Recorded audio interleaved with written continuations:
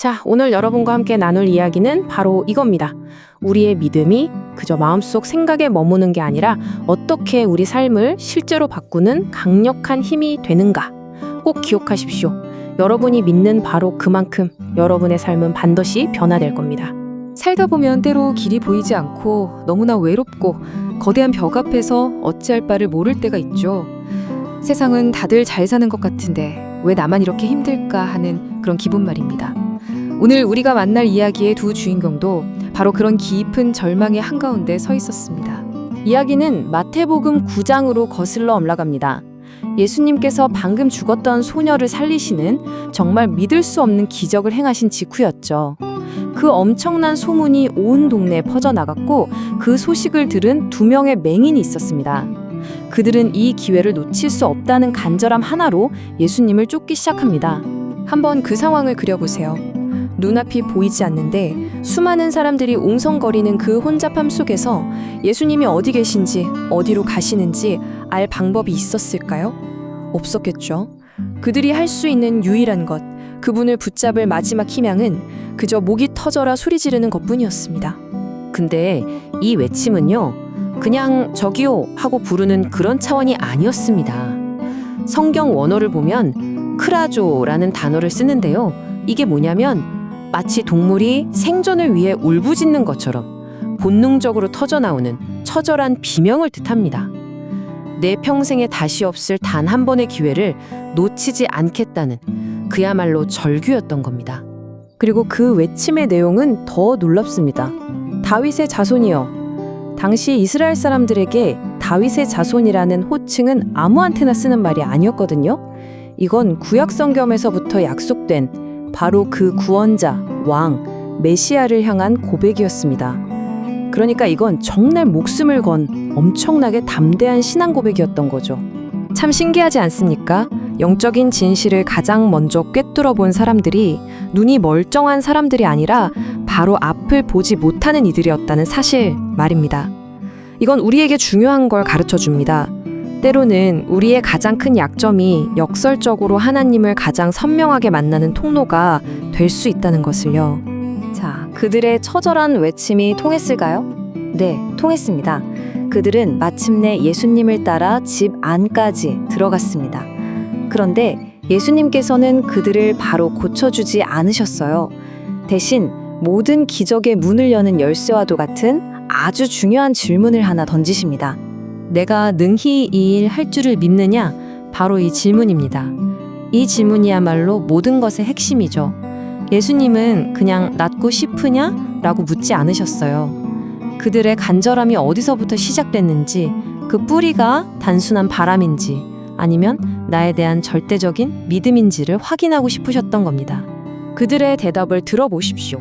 거기엔 어떤 망설임이나 글쎄요 하는 의심이 단 1도 없습니다. 아주 단순하고 명확하죠. 주여, 그러하오이다. 내 주님, 믿습니다. 이 확신에 찬 대답이야말로 예수님께서 기다리셨던 단단한 믿음의 증거였습니다. 그렇습니다. 바로 이 하나, 흔들리지 않는 믿음. 이것이야말로 지금부터 일어날 놀라운 기적을 위한 유일하고도 절대적인 전제 조건이었습니다. 다른 건 필요 없었습니다. 오직 믿음, 그거 하나였습니다. 자, 이제 이야기의 절정으로 들어갑니다. 한 인간의 흔들리지 않는 믿음이 전능하신 하나님의 능력과 만났을 때 과연 어떤 놀라운 일이 벌어지는지 그 위대한 순간을 함께 목격하시겠습니다. 너희 믿음대로 되라. 이 말씀은 정말 시대를 관통하는 강력한 영적 원리입니다. 이건 단순히 그 두 사람에게만 하신 말씀이 아니에요. 오늘 우리에게도 동일하게 적용됩니다. 기적의 크기는 다른 것에 달려있는 게 아니라 정확히 우리가 가진 믿음의 크기와 비례한다는 선포입니다. 결과는 어땠을까요? 즉각적이었습니다. 그 말씀이 선포되는 순간 평생 그들을 가두었던 어둠이 걷히고 세상을 다시 보게 되는 완전한 치유가 일어났습니다. 그들의 인생이 완전히 뒤바뀐 겁니다. 하지만 이야기는 여기서 끝나지 않습니다. 아, 눈을 떴구나, 잘 됐다. 이게 끝이 아니에요. 한 사람의 인생이 변화됐을 때 그 변화가 어떻게 주변으로 퍼져나가면서 놀라운 연쇄 반응을 일으키는지 그 파급 효과를 주목해서 보셔야 합니다. 이 흐름을 한번 보세요. 먼저 기적적인 치유가 있었죠. 그러자 그들은 가만히 있을 수가 없어서 자기가 겪은 일을 막 전합니다. 이게 증거가 되죠. 그 생생한 증거를 들은 다른 사람들이 나도 가봐야겠다는 영감을 얻고 예수님께 나아옵니다. 그리고 그 결과 또 다른 기적이 일어납니다. 보세요. 개인의 변화는 결코 개인의 것으로 끝나지 않아요. 그 자체가 살아있는 증거가 되어서 또 다른 믿음을 깨우는 강력한 힘이 되는 겁니다. 자, 이 놀라운 일에 대한 반응을 좀 보세요. 완전히 극과 극이죠. 보통 사람들은 와, 우리나라 역사상 이런 일은 처음 본다 라며 경이로워하는데 당시 종교 지도자들이었던 바리새인들은 뭐라고 합니까? 저거 다 귀신의 힘을 빌려서 하는 쇼야 라며 냉소적으로 비난합니다. 세상은 늘 이렇습니다. 자기가 이해할 수 없는 놀라운 일들을 어떻게든 깎아내리고 폄하하려 하죠. 하지만 예수님께서는 이런 부정적인 반응에 조금이라도 흔들리셨을까요? 전혀요. 그런 비난에 아랑곳하지 않고 당신께서 하셔야 할 일, 즉 회당에서 가르치시고 천국 복음을 선포하시고 아픈 사람들을 고치시는 그 사명을 묵묵히 그리고 꾸준히 계속해 나가셨습니다. 이제 마지막으로 이 모든 이야기가 오늘을 살아가는 우리에게 던지는 가장 중요한 메시지로 넘어가 보겠습니다.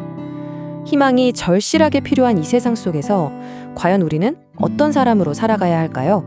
예수님께서 왜 그토록 멈추지 않고 일하셨을까요? 그 근본적인 동기는 바로 긍휼, 불쌍히 여기는 마음 때문이었습니다. 길을 잃고 지쳐 쓰러져가는 양떼 같은 사람들을 보며 마음 아파하셨기 때문이죠. 그리고 그 예수님의 애타는 마음은 2000년이 지난 오늘 이 시대를 살아가는 우리를 향하고 있기도 합니다. 그래서 예수님은 말씀하십니다. 추수할 곡식은 이렇게나 많은데 그걸 거둬들일 일꾼이 너무 부족하구나. 그러니 일꾼을 좀 보내달라고 주인에게 청하여라. 여기서 우리가 깨달아야 할 가장 중요한 사실이 뭘까요? 바로 앞서 눈을 뜨고 삶이 변화되었던 그들처럼 오늘 이 시대에 변화된 삶을 살아가는 바로 우리 자신이 주님께서 그토록 애타게 찾으시는 추수할 일꾼이라는 사실입니다. 그렇습니다. 우리가 세상을 향해 할 수 있는 가장 강력한 설득은 화려한 말이 아닙니다. 바로 여러분의 변화된 삶 그 자체입니다. 그것이야말로 회의적인 세상이 자기 눈으로 직접 보고 만질 수 있는 살아있는 복음이기 때문입니다. 그렇다면 마지막 질문을 던져봅니다. 저거 다 가짜야 라고 말하는 세상의 그 차가운 의심을 도대체 저 사람에게는 뭐가 있길래 저렇게 다르지? 라는 뜨거운 호기심으로 어떻게 바꿀 수 있을까요? 궁극적인 해답은 바로 이것입니다.